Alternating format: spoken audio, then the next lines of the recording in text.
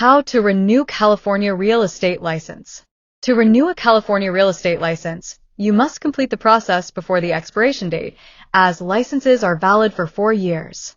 The Department of Real Estate, DRE, sends a renewal reminder letter about 60 days before expiration, but not receiving this letter does not excuse failure to renew.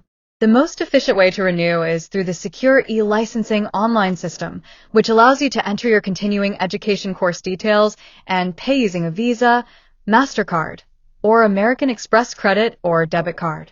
If you prefer, you can also renew by submitting the required renewal application form, RE-209 for salespersons, RE-208 for brokers, or RE-207 for corporate officers, a continuing education course verification, RE-251, and the applicable fee.